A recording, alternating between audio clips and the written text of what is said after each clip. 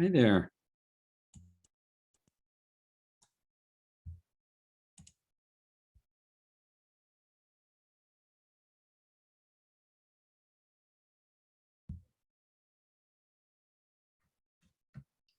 Are we the only two here? Oh, you might be so far, but that just makes it all the more fun, right? How are you, Kathy? I'm doing good, thank you. And yourself? I'm doing well. My name's Tim. I'm a team leader with Keller Williams Evolution up in Beverly in Essex County. Where are you from? I'm from Southington, Connecticut, working with the, we call ourselves now Keller Williams Realty Legacy Partners. Okay, wonderful. We were Who's Greater your- Hartford, but we changed it to Legacy Partners recently. Awesome. Okay. All right. How long you been in real estate for? I'm going to age myself here, 42 years. 42 years. Okay. Have you recently new to KW? Been with KW a while? Tell me about Oh, it. geez. Over 10 years. So probably Okay. like 12 years. All right. All right. Wonderful. Wonderful. Yeah, we got a new person. Yeah, we got a Joseph. couple. Joseph, Willard, Kaylee. Oh. How are you? So I'm far, putting so up my good. mic. Good day. That's great. That's great. Well, we'll get moving here in a few minutes. Where's that backdrop there, Joseph? Chatham, Ah, Mass. It looked very Cape-ish. The people that see it notice it. Absolutely. Is that where you're located? Yeah, on Cape Cod in the Cape Cod Market Center. All right. Wonderful. Wonderful. Cover Cape Cod and Plymouth. Okay. Yep. Yeah, looks like we got a few more connecting here. Have you guys been able to hit all the sessions so far? Missed two. Yeah. How has the structure been going with them? What I saw was really good. Yep. Having discussions about the previous day's readings or week's readings. Yeah. Yeah. Excuse Go me. ahead, Joseph. Go ahead.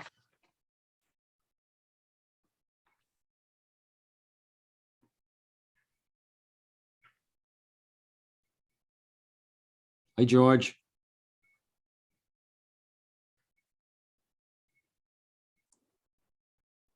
Hi, Tim. You jumping in on these? Yeah, I'm gonna be co-hosting tomorrow, so I wanted to get an idea of what to expect. Awesome.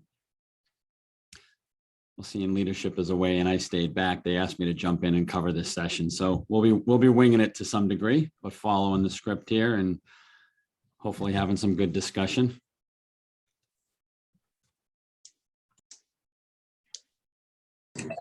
Don't worry, no one will know if you make a mistake. That's what they say. No one will know, right?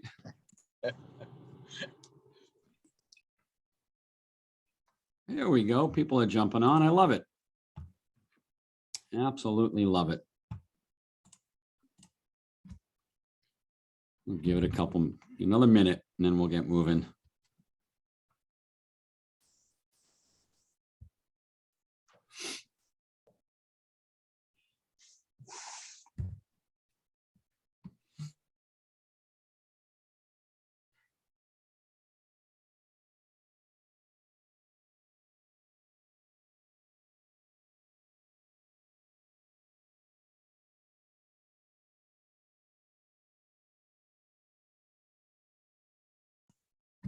All right. Good afternoon, everybody. How's everybody doing today? All right. Good. Thumbs up. Getting some food in you. Appreciate it.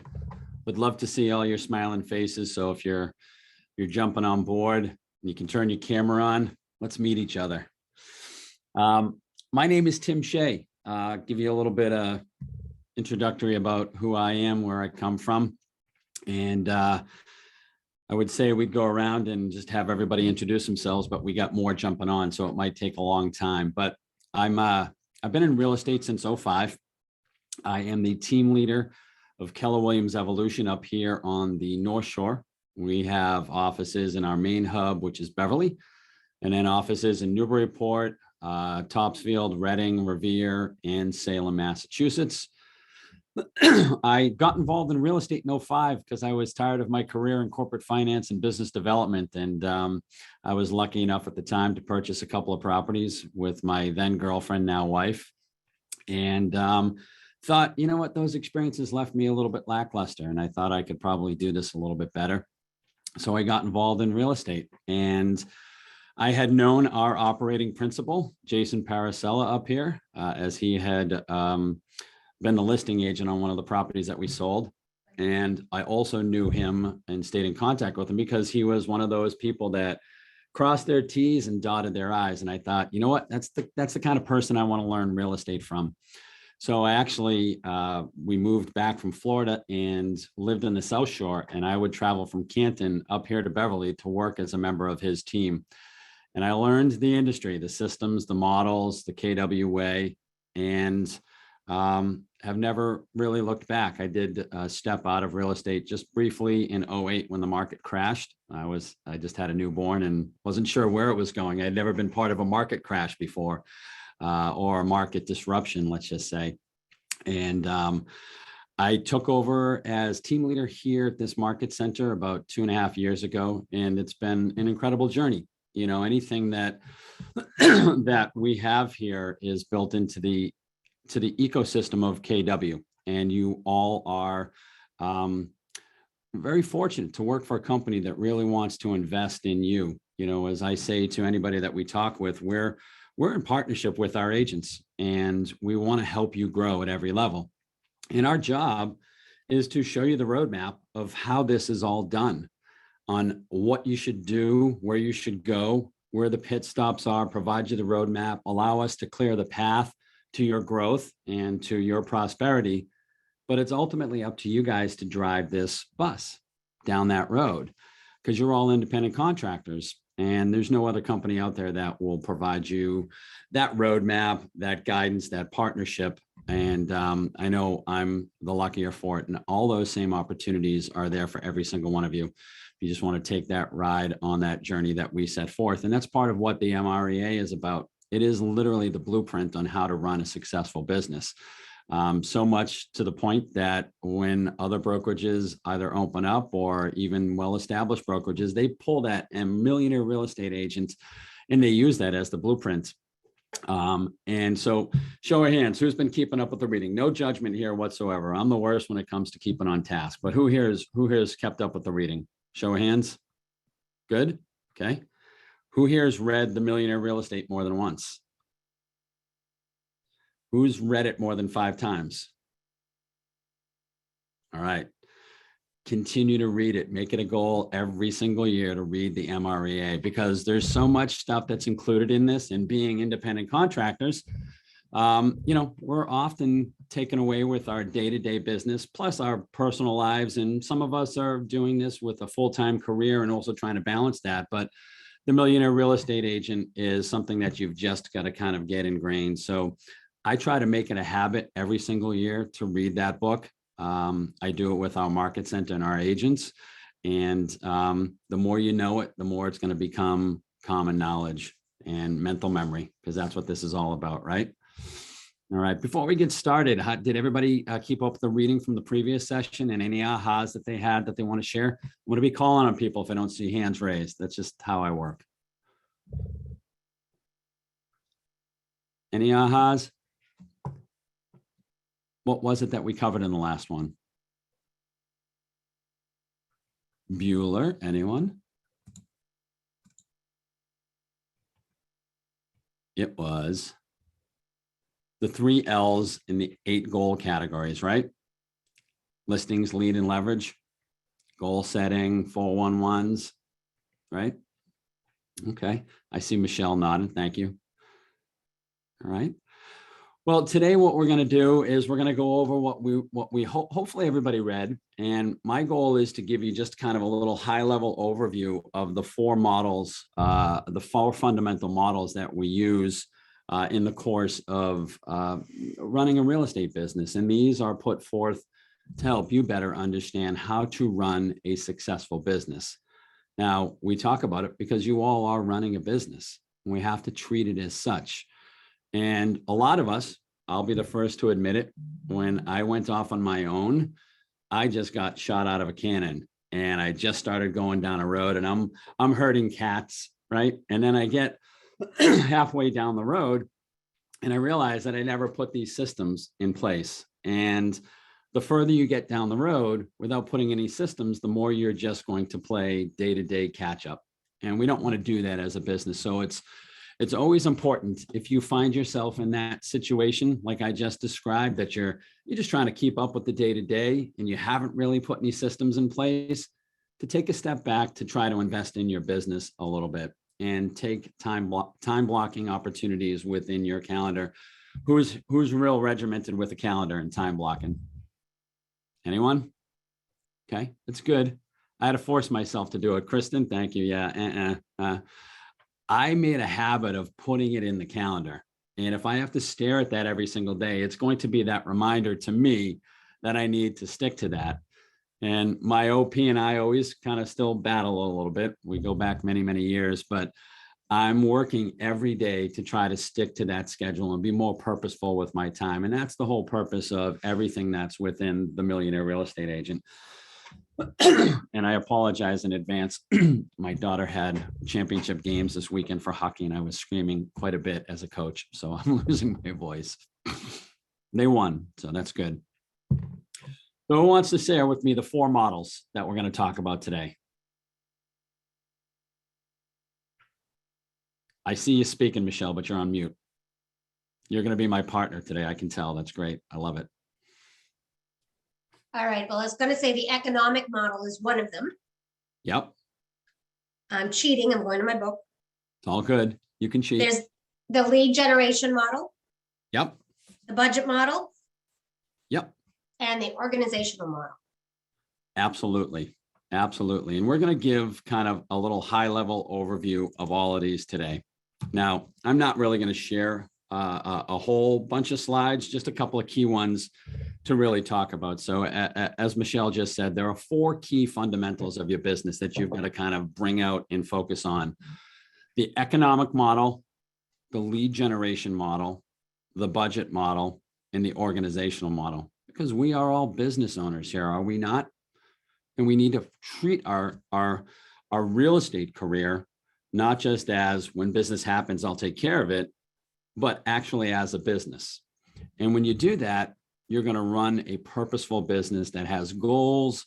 You're achieving things, and you're really working towards working smarter and not harder. And that's the ultimate objective, right? We talked before, I think in the previous sessions, about the 80-20 rule. Was that brought up before? Yep. Okay. Thank you, Michelle. Yeah. Remember what that is, the 80-20 rule? Quick prize to anybody who, what's the 80-20 rule originally called? Pareto. Something Pareto. There we go. Awesome. Thank you, Karina. Yeah. Pareto's principle was, he found centuries ago that 80% of the wealth was derived by 20% of the people. So it's become a common business principle.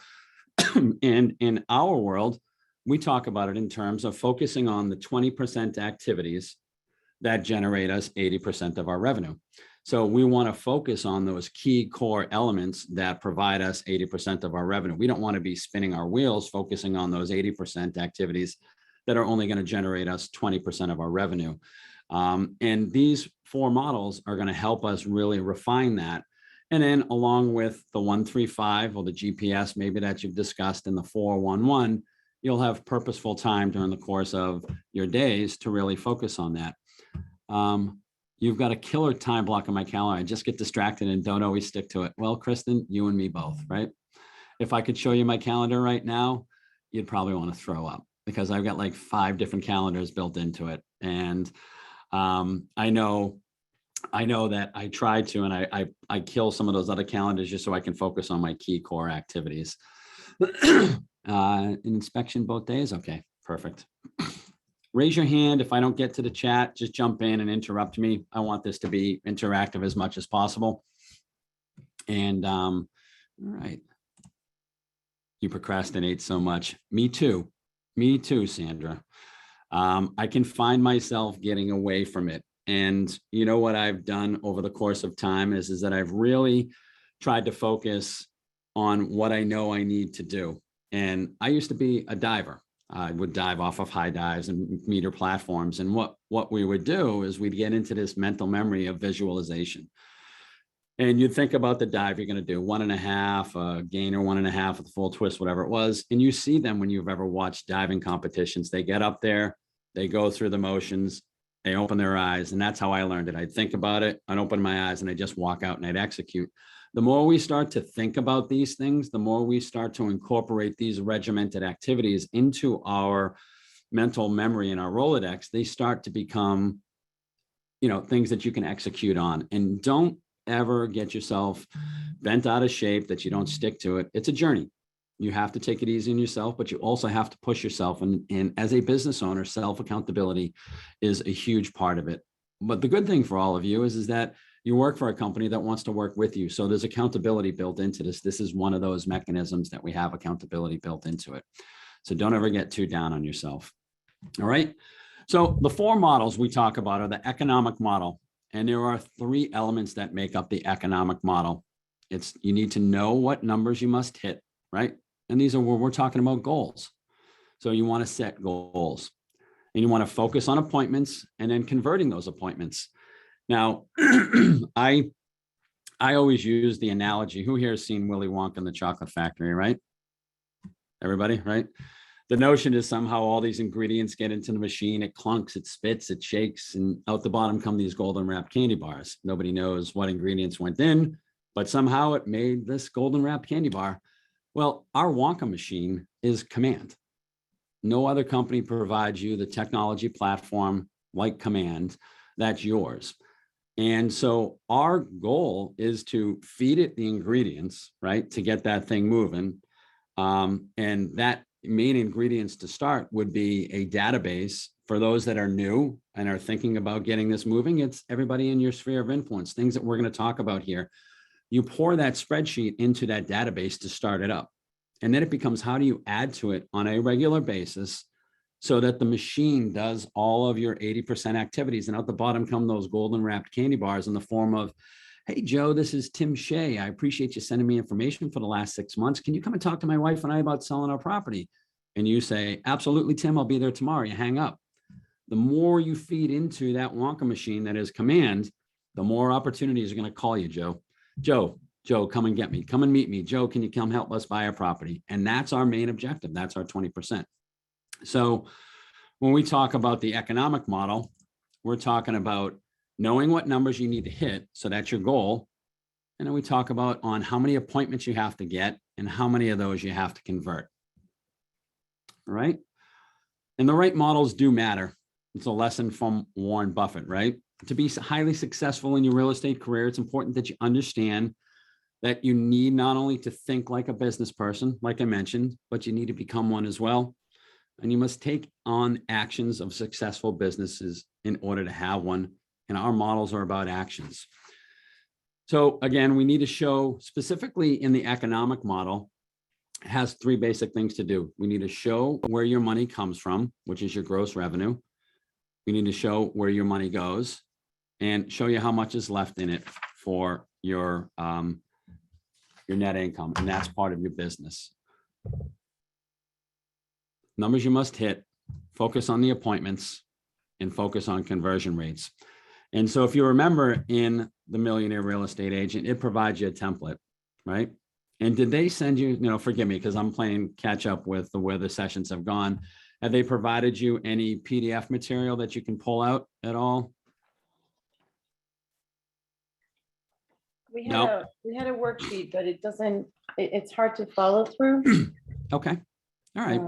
And I don't see, I'm trying to follow you, and I think it's better if you tell us the page, Yep, absolutely. like on the slides that you were showing, it did show actually it does. Yep, it does. Have it here, but It if does. it shows on the page, then we would know. Yeah, let me see what I've got here. So when I So the get other to slide has this, the page. yeah, This is the one that doesn't, but the other ones did. yeah, the other ones did, the 131. Let me see if we've got different ones. Was this the ones that you were following here? Hold on a second. Let me get to 131.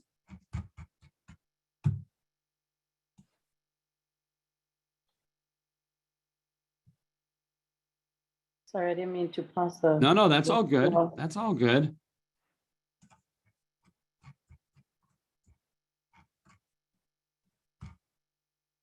Is this, this, That's 131 in the, On the worksheet is, on the workbook is number 10, page 10. okay. All right, in the workbook. Yeah, they didn't give me the workbook, so I appreciate you helping guide me through this. Page 131 and 10 one- on the workbook. Yep, page 131 in the actual MREA. All right. So why I want to go back to this because I want to show you. So part of what we need to do is we need to work in reverse. And I'm gonna go back and forth. It's called regression analysis. So we start with our goal, and I'm not going to get too deep into this because what's going to happen in your subsequent sessions is you're each going to take time to focus on each one of these models. Our goal here is to just understand a basic concept of business 101 of each of these models. And this and the budget model are probably going to be the two most complicated, but we're going to each have a session dedicated to each one of those. So we're not going to dive deep into these because we got 4 to cover for today. And I can be long-winded, so I don't want to do that and keep you longer. But then tomorrow you're going to talk, or the next session you have is going to be specifically focusing on the economic model. But in this example, the simplest way is that what's the money that you want to, what's your gross income? What is it that you need to earn in net? Okay. And this is the calculation that they use. And then we're going to talk about it in the next slide as it relates to the numbers that you have. So we can talk about it here. So let's just say that your net goal is to have a net income of 200,000. Okay. I'm going to go back and forth. 200,000. You need to incorporate what your expenses are. All right. And this is just an example to show you. And they're saying about 20% in expenses. So that means that your gross income needs to be 240,000 in order for you to net 200. And now we use that regression analysis to come up with what does your business look like as it relates to sellers and buyers. For this simple example, we're going to say I work with 50% buyers and 50% sellers. Okay. And then what we're trying to get down to is how many listing appointments do I have to make in a year to achieve that goal? And so those are the numbers that we're shooting for. So in this example, if we take that 200,000, and you can actually plug these numbers into that sheet that you have. And I don't know what the worksheet is that they gave you. So I don't know if there's a subsequent page that has these numbers in it. But we're going to say of that 240, because it's 50-50, we need to earn 120,000 from sellers and 120 from buyers. And real simply, you're going to take your average commission rate. We're just going to look on the seller side right here. All right. This might be a little high from when this was done. Our average commission rate up in here is generally around 2.25 to 2, depending on where you're at. But you can plug in whatever general commission is. If you're having trouble understanding that and you've done transactions and you don't know what that is, have your team leader pull a report from Brokermetrics or MLS, and they'll be able to show you what your average commission is. And you can also check it out on MLS as well. So what you're going to do is find out what your average commission is. And if you don't have one, we can start with the simple one of 2.5 or 2.25 might be a good one. You're going to divide that by your gross income right there to come up with the seller volume that you need to obtain. So when we divide 120,000 by 0.027, we come up with 4,444,444 for a total sold volume that we need to obtain. Well, what does that mean to us when it talks about the number of listings that we have to obtain? Well, what we want to do is figure out what the average sale price is. And this is where you're going to make some assumptions in this to come up with your calculation. Some good educated assumptions, but probably assumptions. In this case, they used 250,000 as an average sale price, which is going to lead you to the calculation of you're going to need to get a total listings sold of 17 listings, 17.7 listings. And they're using an 80% conversion rate. So of all of the listing appointments that you're going to go on, you're probably going to convert 80% of them is the assumption that they're making. So they're going to take the listings sold and divide that by 0.80 to come up with the total listings that you need to go after, which is 22.22 listings. Okay. Because of those, you're going to convert 80% of those. And then they have a 65% conversion rate to come up with the calculation of a total listing appointments that you need to go on of 34.18. So they're going to dig deeper into this, but just so you know, there's a backwards regression analysis that you will start to utilize to figure out what your goals are and what you need to shoot for in order to hit that monetary goal that you have. Okay. Anybody have questions about that? You want to discuss that a little bit?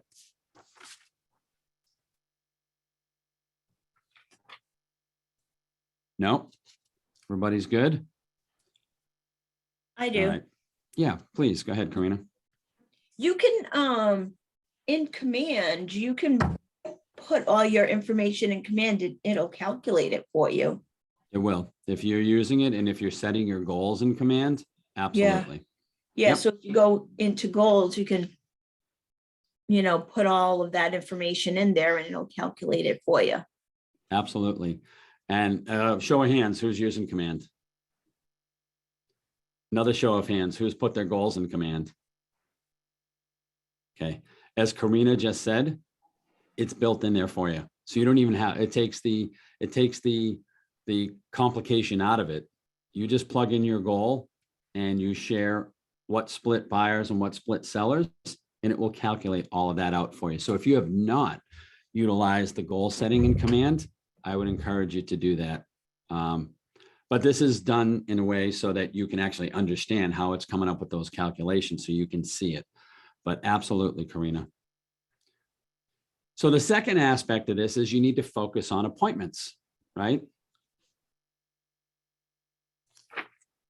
And then what you need to focus on with getting the appointments is converting those appointments. So let's take a look here. Let's go a little bit further.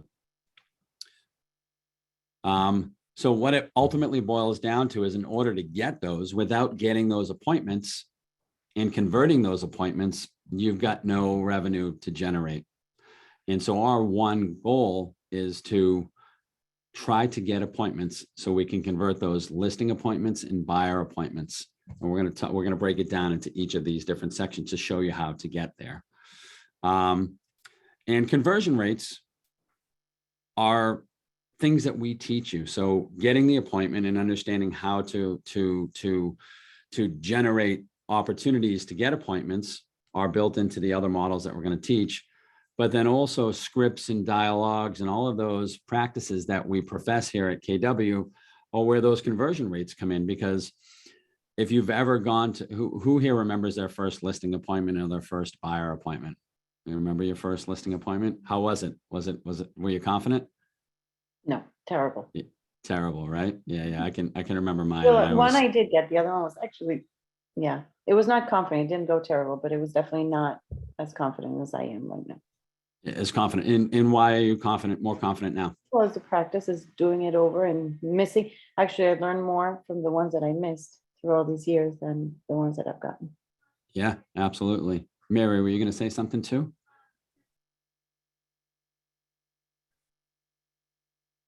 Oops, just that I remember them. And I had a lot of guidance on my first one.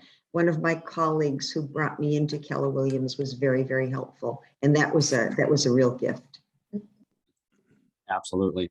I mean, if you can't make a convincing presentation and deliver purposeful scripts and engage with good dialogue, you're not going to be successful. And I know for many of us, that's the part that, gets a little frightening. It's, making the calls to people who you're probably assuming are going to reject you, right? So I don't make the call. Going to listing appointments, not feeling confident because you haven't practiced the scripts or gone through the motions of running, listing presentations or buyer presentations.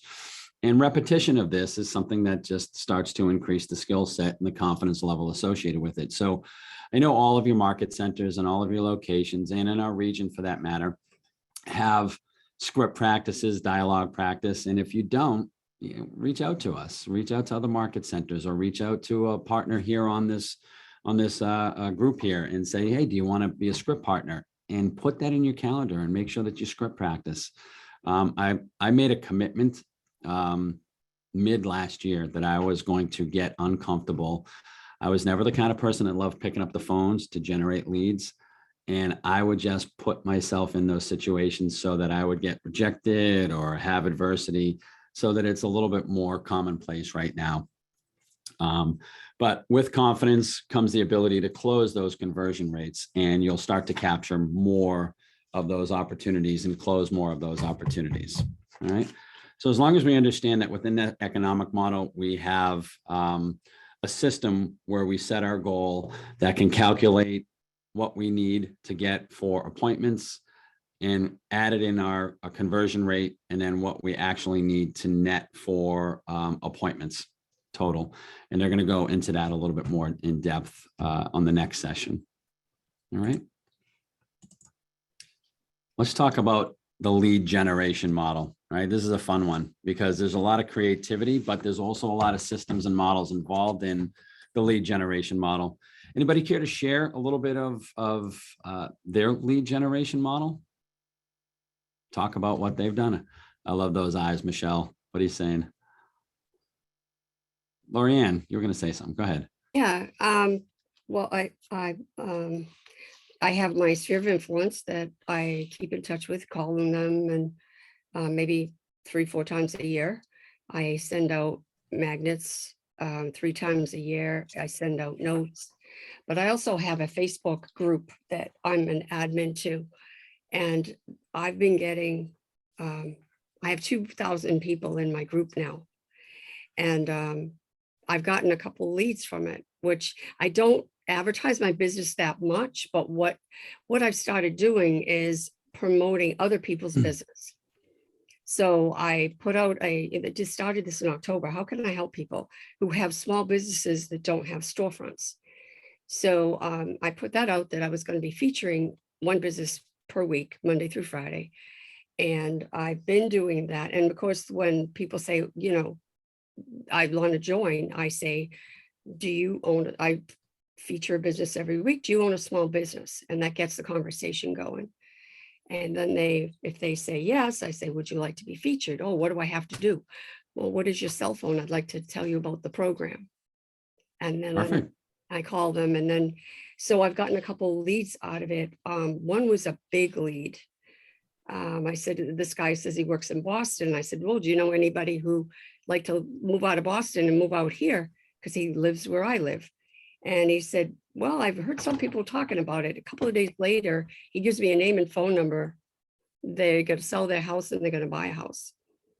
And that's awesome. Listing presentation. So I haven't gotten a lot of leads yet, but I've been slowly asking people more real estate questions, because I didn't want to come across as I only have this site for real estate, because it's a community site and I put a lot of things to help, like events that are happening around the town, and people put their businesses on there and advertise it, you know, once a week or so. And it's growing like crazy. That's good. That's awesome. That's awesome. We've all heard of the term when we talk in the stock market to diversify, right? Mm-hmm. Well, the same thing applies to your lead generation model. And what you want to do is look at it as a funnel, right?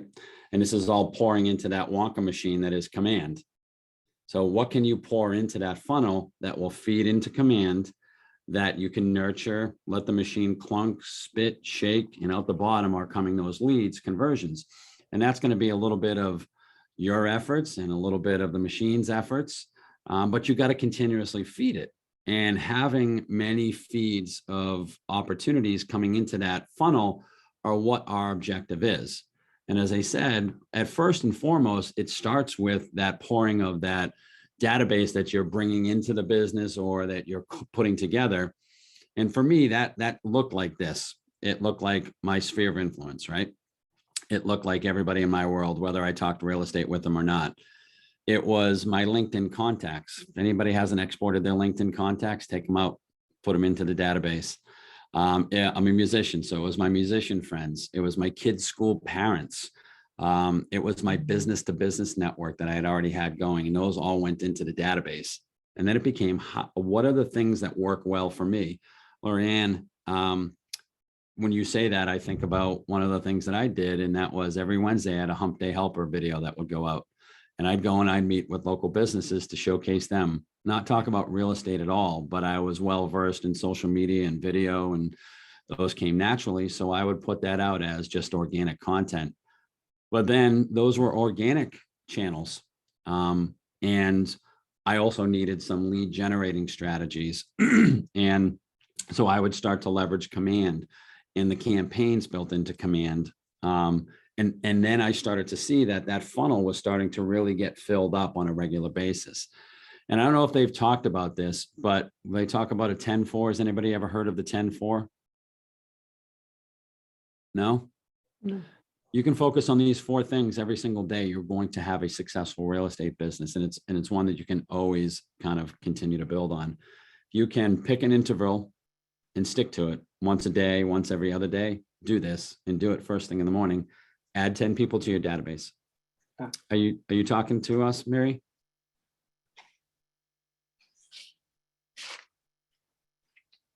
Yes, I'm sorry to interrupt. You said pick an interval? Yeah, so if it's pick a day to do these, Monday, Tuesday, Wednesday, Thursday, Friday, that would be the perfect scenario. You can stick to this schedule every single day. But if you can't, make it every other day, but pick an interval and stick to it. And do these 4 things. Add 10 people to your database. Call 10 people in your database. Hey, Michelle, it's Tim Shea, just checking on you. Hope everything's going well. If you know anybody looking to buy or sell, please keep me in mind. Thank you. Bye, bye, bye. Write 10 people a note in your database every day and research 10 properties. That's the 10-4 right there. If you're not doing that, you're not doing just the basic stuff to keep your business What going. was number 4? Research 10 properties. That can include, Sandra, pulling up in your local area, the MLS listings for sale and what's sold, doing drive-bys of new listings, going to open houses and seeing other properties for your clients, but knowing the local marketplace. And then they've started to incorporate a 5th one over here, and that's social, right? And that comes in so many different facets and shapes and forms. So stick to that 10-4. That's add 10 people to your database, call 10 people in your database, write a note to 10 people in your database, and research 10 properties. And now that 4th one, social, whatever that looks like The for 5th you. one. I was gonna say to make it, because the social one, as soon as you said it and you mentioned that social can be very big, it's something that I've been trying to be a little more consistent, is that we tend to just like a comment, or and it's just by the algorithm of how the social media works. Comment and make a comment of more than 5 words. And make it specific to them, give them kudos for whatever the post is. So I'm thinking the 5th one could be 10 people that you actually comment, personally to that person. Like now with, kids going to college and things like that, it's an easy, no brainer to just congratulate them, in doing that. So I'm going to be adding that one. Here's a great thing that exemplifies what KW is at its core. Okay. I always say to anybody that's coming in, there's no better company to work for, because not only do you have a company that supports our agents in a rising tide lifts all boats mentality, that if any single one of you were struggling in your business, you have a core group of family that you could lean back on. And that's who we are in the industry. And our industry is built on relationships, and it's so key out there. And all of us have run into agents who are less than professional, less than reputable, like we hold ourselves to be. So what better way, Sandra, than to establish yourself in the community and the people that you do business with, than when you close a transaction, give accolades back and forth. So tag that person in a post. If you see others posting, not just within KW, congratulate them. Be interactive in those. But one of the things that I used to do is that if I would make posts, I would loop somebody else into this to the subject. And if you're on your business page, you know how to do that, right? You can just start typing the @ symbol and then their name, and it will load up their name. But then I'd also loop in with the @ symbol, the town that I was doing that business in, and potentially any other third-party businesses that were part of the transaction. So within a single post, I've just looped in 1, 2, 3, possibly 4 different entities that are now getting showcased on that, if they so desire to showcase Lorraine, that. that would be huge for you with that page that you have. I was gonna ask, Yeah. if you could repeat that, but you said I know, I got the broker name and the town, and what were the other ones?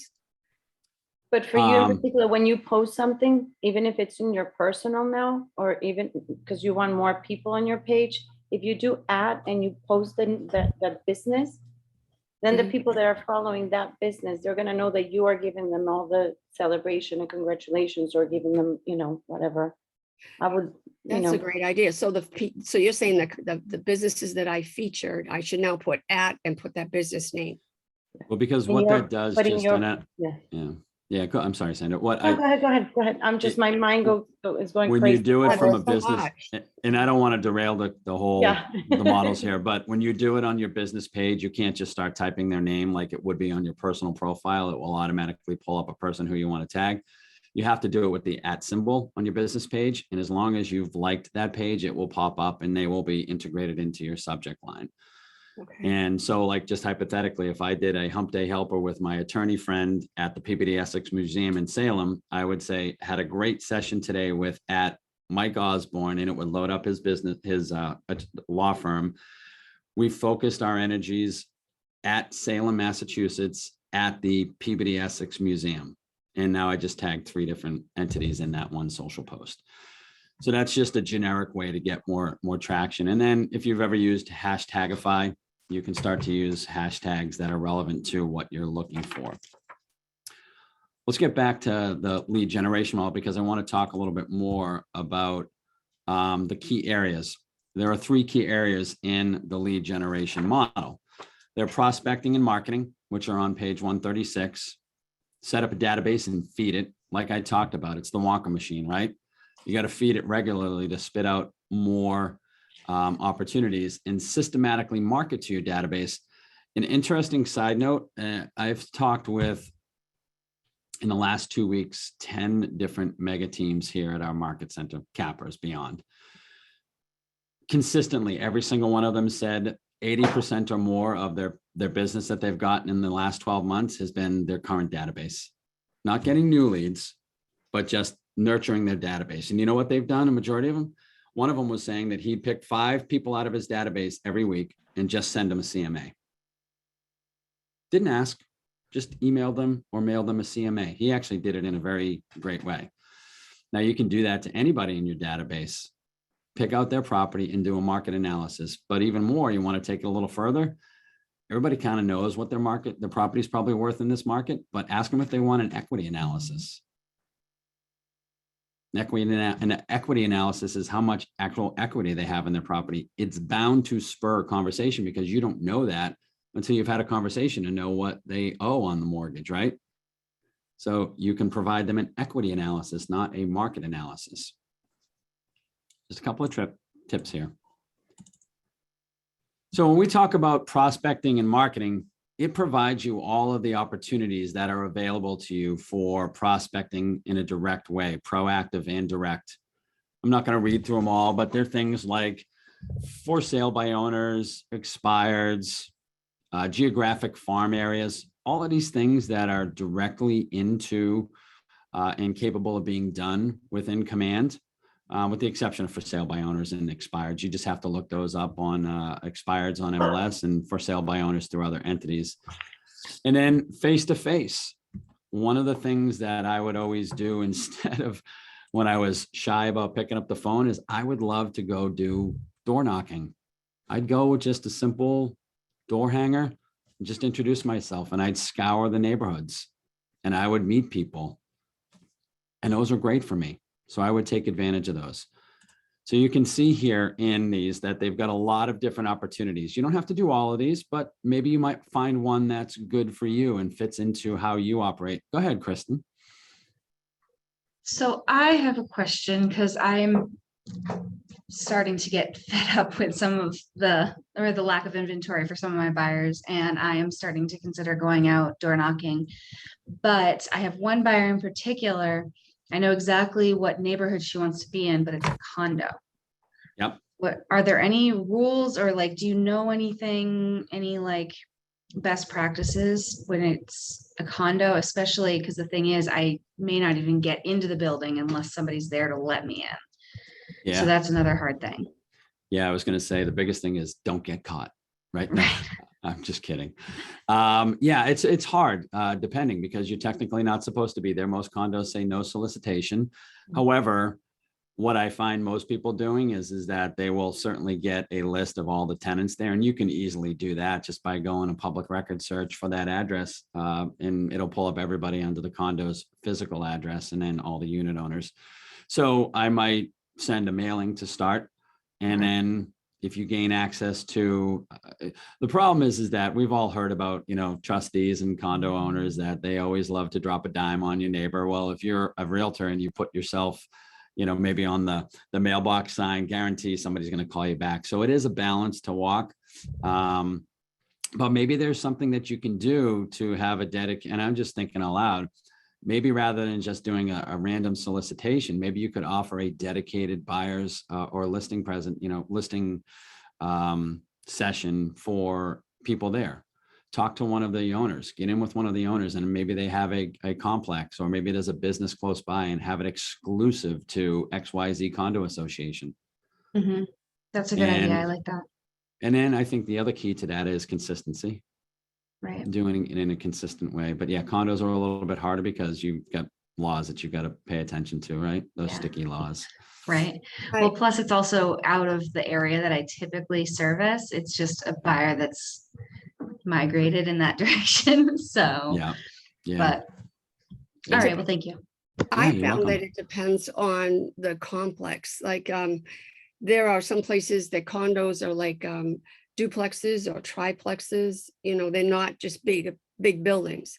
And I found that the best time to go out door knocking is a Saturday morning between 9 and 11. And you can I did this because I was looking for my daughter. And these were triplexes, and there must be 150 units in this area. And I just walked up and down the streets, and people were out, it being springtime or summer, they were out. And I talked to people that way. I think I did knock on a few doors. This was quite a few years ago now. But I think it depends what type of a complex it is too. Yep. And Michelle said golden letter. Everybody know what a golden letter is? Mhm. Yeah. Michelle, why don't you tell them? So the golden letter, I have a couple different versions of it. One is going over, being sent off to people who may be in default, basically just telling them, hey, the market isn't as bad as everybody seems to think. We are short on inventory, but if you're having financial difficulties, regardless of your situation, we might have an option for you. We have plenty of buyers looking for a home right now. Feel free to reach out and give me a call. And then there's a more generic one that's not focused on default clients. It's directed to pretty much if you were looking in one condo development. I've done this a few times. I have somebody looking in Cypress Grove, for example. I will send it to everybody in there that hasn't sold in the past 18 months. And basically it just says, hey, I have a buyer who lost out on this unit. She's really wants to get in there, give her a little blurb about what her situation is, and I send it out. And, we've had a couple of success callbacks on it.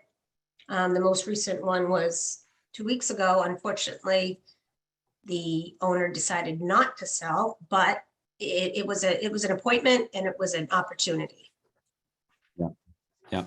Golden letters are just direct letters to the unit owner, and they take on multiple formats, but chances are, even if you don't have a buyer like in your pocket ready to go, you have somebody you can go to. And in this market, it's so easy. So you're sending letters out saying, would you be interested in selling your property? Just like Michelle said.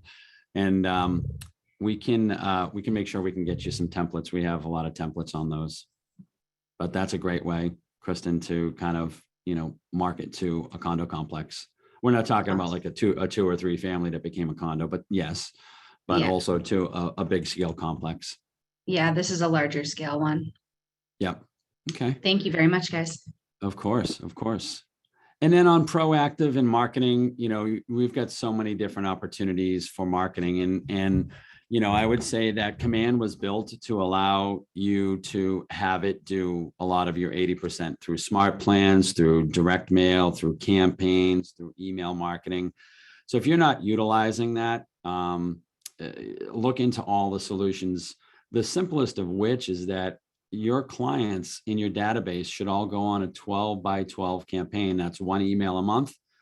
And it should be a monthly neighborhood nurture. And it's automatically going to send out their neighborhood or any other neighborhoods around their general area an automated email of all the properties that are for sale within that area. That's what people want to know, right? That's what people want to know. So that's the simplest thing. But then there's so many other options here with the lead generation model. And I will also give you a little bit of a tip here too, that for me, one of the biggest bangs for my buck when I was a realtor, I'm still a realtor, I'm just not, I'm not in production right now, was my business to business sphere. So I got involved in BNI. I got involved in the Chambers of Commerce. I got involved in our local association. Actually, I was just the past president of our North Shore Association here. So get involved with business-minded professionals because their ability to provide you a qualified lead is probably as close to 100% as you'll ever get. Whereas some of these others are, they're going to be nurtures. Some of them slow burns and some of them, they're going to be quick and ready to go. But your business to business sphere is something you should invest in. Create strategic partnerships and allied resources in this role. All right. Let me just see what we got here. I want to move ahead so we keep you guys on time. And we'd say your database is key. And don't just start putting people into your database, because if you throw 500 people into your database and they're not tagged properly, you just got a database of 500 people that you can't do really anything with, right? So it's proper to segment them through tags.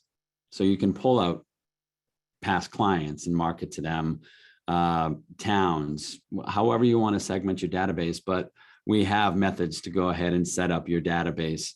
And remember to feed it on a regular basis. That's what that lead generation is about. It's that Wonka machine. If you walk out of here, remember one thing, feed that Wonka machine more ingredients on a regular basis. All right, bear with me here. Now, when you read the MREA, some of the standard kind of drip campaigns that they talk about are the 8x8, the 12x12, the 36 touch. A great thing about Command now is that we've got them all built into Command, so you can choose a smart plan that you want to use as a drip campaign. And not for nothing, agents love to showcase what they've built. And so we've provided our agents a platform within Command to share whatever smart plans they've made themselves. Search through the library of smart plans that other agents have created throughout the 183,000 agents that are at Keller Williams in the United States. You're going to find one that sticks out to you and says, oh my God, that's the one that I want to use. And you're going to drop that into your library. And then when you find a person that is specific to that smart plan, you're just going to put them on a smart plan. Let the system nurture that client and send information out on your behalf. And that's our objective. And having those touch points within what we talked about, reaching out to them, sending them a note, having communication with them. Anybody have any questions about the lead generation model? I have one real quick. Yeah, go ahead, Sandra. That 10-4 that you were saying, would you send the written letters and all that to the same people or different people? Like if you call it 10, would you write the 10 letters to those same people? That I sent a golden letter to? No, when you said the 10-4, Yep. you add 10 people, then you call 10 people, and then you I write might letters to stagger it. 10 people. Yeah, okay. Yeah, I might stagger it. I wouldn't be calling the correct. same people that I'm going to write a letter to, most likely. I'd stagger it. So really all you're going to be, in a perfect scenario, let me paint a picture here. We have an agent in our office consistently upwards of 300,000 annually. This person comes into the office 8:30, 9 o'clock every day. They focus on the 10-4 plus some social strategy. They're out the door by 12:30 every day with their afternoons free. This person even went so far as to take a very established brand prior to the pandemic and literally pivot and go to a completely online model. So he pretty much doesn't even go to listing appointments anymore, but he's got his afternoons free. and he's focusing on those key core things, and he's running a successful business. So it can be done. And there's really no barriers in front of us that we can't work around. Now, let's just talk real briefly about the budget model, because this is going to be something that's key. You know, in the economic model, we've talked about, we began with the premise that you need to understand where your money comes from in order to effectively build your sales business. The budget model is about understanding what happens to your money between the time that you receive it as gross revenue and keep it as net income. In short, it's about expenses, and more to the point, minimizing your expenses to maximize your net income. And let's just get over there in this, get past this. All right. So we want to lead with revenue, and we're going to talk about this in your upcoming sessions as it relates to the budget model. You're going to lead with revenue. You're going to play, and not expenses. You're not going to lead with expenses and just start throwing a bunch of stuff up there and say, oh, I've got to earn this. No, you're going to say, oh, I've earned this. How can I responsibly pull some of that money out so I can allocate it to proper expenses? Many of us lead with expense as it relates to our business. And that's not the proper way to run a business, because you're going to slowly find yourself chasing the expenses and always trying to catch up business. Show of hands, who's been in this industry longer than 2 years? All right. What happens when you take your foot off the gas? You Come then to a go, screeching halt. you come Slow to a down. screeching halt, right? Exactly. So the key to this business is to keep yourself on cruise control, if not above that, so that when the downtime happens, market-wise or conditions outside of your control, you've got enough momentum built out. But too many of us get a good deal and we go, well, great, I'm going to take the family out to dinner tonight, and I'm going to go buy myself some shoes, and I deserve a couple of days off, right? That's not how you run a business, right? Imagine if that was a brick and mortar, you just close down. You need to stay consistent. You need to reward yourself. You need to, you know, give yourself a good job, pat on the back, but you need to stay consistent, because you never know what's going to happen in this market. And managing your expenses is huge in that factor, right? So you're going to play red light, green light. What do we mean by red light, green light? You're going to make incremental advances and then quickly review it. So you're going to review your expenses on a monthly basis at the very minimum, if not daily, but on a monthly basis, you're going to look at your income and your expenses, and you're going to stick to your budget model. In the budget model, it's going to talk about cost of sale. These are things, let's get over there. Let's see. They don't give you the chart of accounts. Well, the chart of accounts is here. And it gives you a good element to understand what percentages you should stick to as it relates to what you're spending, from salaries to lead generation, occupancy, if you have it, technology, which we've eliminated for you for the most part, phone, your cell phone now, supplies, minimal now, education and dues, equipment, auto insurance. The great thing is that here at KW, we're trying to eliminate all those extra expenditures for you that were normally a part of how we would do business in the past. All of these things, as a real estate agent, we would have to subscribe to and pay. No brokerage ever had those for you. And so we're building an ecosystem for our agents where they don't have to want for anything, because it's all built into what you get here. So we talked about leading with revenue. The key to budgeting and spending is to subscribe to one critical discipline: lead with revenue, not expenses. The basic idea is to spend money, only money that your business has generated, not money that you don't have, right? Who wants to play debt? And play red light, green light. So you should never be as concerned with how much money you're actually spending as you are with the results you get by spending it. Understand what that means? You should never be as concerned with how much money you're actually spending as you are with the results you get by spending it. Anybody want to interpret that? If you're investing in the right areas. Yeah, go ahead, Michelle. Sometimes you have to spend money to make money. The Absolutely. more money you put into your business in the right places, the better the outcome will be for you at the end. Absolutely. Perfect example of that is Bold. Okay. I only said it because we're sponsoring a Bold here. And that cost is, $799. But when you think about what you're going to get from that, you're going to get mindset stuff we talked about in the beginning. You're going to get actionable things that you can do. You're going to get tips, tricks, some things that you didn't even know about. And you're going to be able to implement those in your business that you're going to get back in that first transaction that might come sooner. So is that an actual investment in yourself worth it to get that transaction sooner? Most of us get caught in that, and I'm not saying that it's $799 we can't afford, and that's acceptable too. But we've also put in place mechanisms for Bold to get scholarships and reimbursements and so forth. But we're talking about those type of investments. Are they worth it? Or are you the kind of person that, oh, Kristen's doing this, so I'm going to go follow what she does. And that may or may not work. Because that's working for her. It may not for you. Are you figuring out what systems work for you and really thinking about what it is that you need to put in place in your business? You got it. Like Michelle said, you've got to be able to spend money and invest it back into your business, but don't spend money you don't have, right? Who here has kids and tell me you don't have any money, you can't spend it. You're not going to keep coming to me. I'm going through that battle with my kids right now. They just want more money, but they're not earning it. They got to earn it.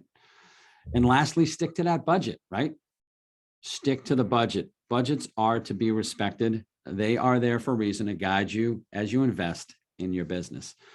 Now, we've talked about the economic, the lead generation, and the budget model, and you're going to go into more detail in each one of these.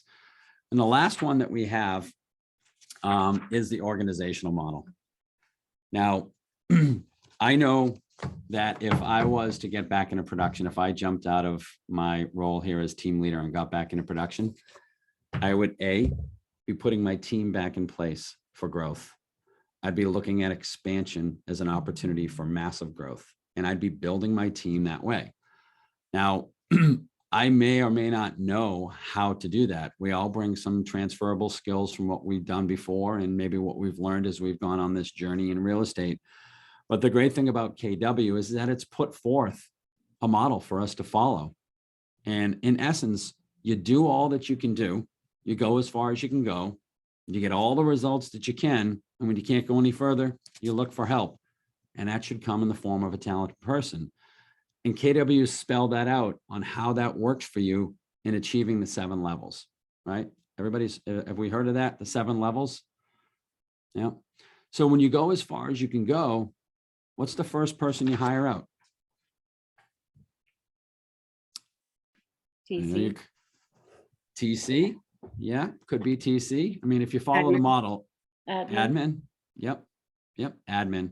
That's typically the route. Now, I'm probably going to go against the model a little bit, only because current times have dictated that we have more opportunities available to us as realtors. And what I mean by that is that whether it's built into your infrastructure at your market center or available outside of it, we can pull per contract services.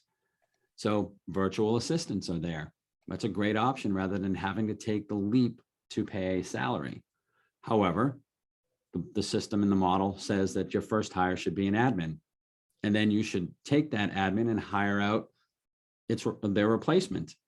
That way that person gets shifted out and moves into another role. And the other great thing is that in tandem with your market center, if anybody's ever at that point where they're looking to build out their business, we want you to hire proper people for those roles. So built into our tool base that we have, or our toolbox that we have, is what we call the KPA. Who here's taken a KPA? A lot of hands haven't been raised. Reach out to your team leader and say, I want to take a KPA. It's a snapshot. There's no right or wrong answer, but it'll give you a reflection. If you've ever taken a Myers-Briggs or a DISC profile, this is Keller's personality assessment. And it provides you an opportunity to look at where your strengths are and your weaknesses are as it relates to the position of agent, mega agent. But really what it does is it allows you to say, okay, you know what, that's absolutely right. And here's where I can really refine those skills. Well, we use that tool to help you hire out proper talent, because we want you to hire with talent. And that's the first step of that, is to hire talent. And Otherwise, you're just going through the mechanisms and putting a job posting up there, having an interview without any foundational aspect to know how to hire that person or what they're bringing to the table. So utilize the tools that we have that we can share with you when you're ready to hire and hire for talent. And then start to build out that 7 level. And I think a lot of us have operated in the way that, you know, when you hire people, they're going to learn just by following you, right? Shadow, just come and watch me do what I do. And that's a great way, but it's not the only way and should never be the only way. What we should be doing is, I'm sure all of you have heard, is you should be hiring for your replacement. Because if you're building a team, your ultimate goal is to take yourself out and step back out of that business and replace yourself, so that now you're taking that Vince Lombardi look over the playing field, coaching everybody that's on your team.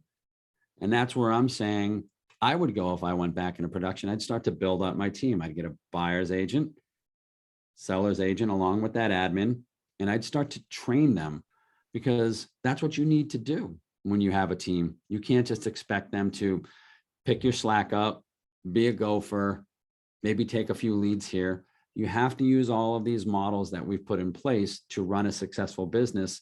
And if anybody's ever been through business school, you probably remember Maslow's hierarchy of needs. You know, you provide people an opportunity to feel self-worth, an ability to put a meal on their table, a roof over their head, and an ability to grow. And you've got an employee that will be with you for life.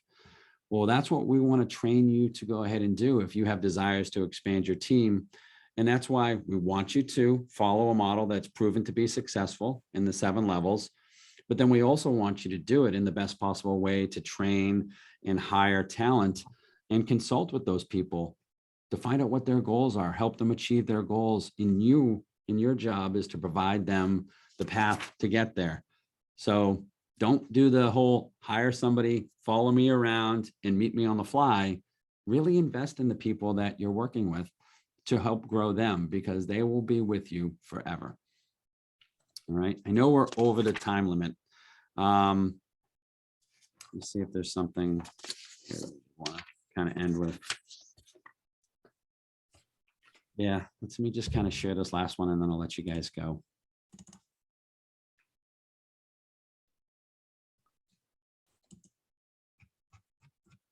Back up on this. So hold on a second. Bear with me. Bear with me. This is what you guys have in your books. So just want to review the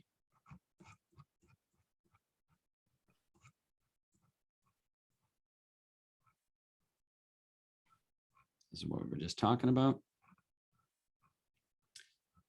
And here we are. Just kind of some key points to remember here. Models are the science of the business. Without the models, you're just kind of flowing around your business and playing catch up to what's in front of you. Build your house with a blueprint or risk ending up with the hobo shack. Warren Buffett teaches us to master proven models before we add creativity. The economic model shows you where your money comes from, where it goes, and how much is left for you. So focus on the numbers you must hit, focus on appointments and converting those appointments, right? And you're going to dig deeper into this in your next session. The lead generation model shows you how to win the positioning battle for customers' mind share. Being the expert, understand that lead generation is a numbers game. The more you feed into that Wonka machine, the more opportunities are going to come out the bottom side of that. Set up a contact database and feed it regularly with the 10-4. Do that. The budget model shows you what happens to your money from time you receive it until the moment you get it and keep it. View your budget as a powerful financial planning tool. Play red light, green light, stop and review to hold your investments accountable for appropriate results, and stick to the budget model percentages on the chart of accounts that's in your book to keep you on track. And the organizational model shows you who will do what as your people, as you add people to your organization and it starts growing your business. Hire admin help first. They'll systemize and document your business. Always hire talent. Let us help you with that through the KPA process and career visioning, and train and consult your people for growth. And that's pretty much the 4 models that your guys are going to dig into in your next sessions. We have any questions about anything that we've talked about?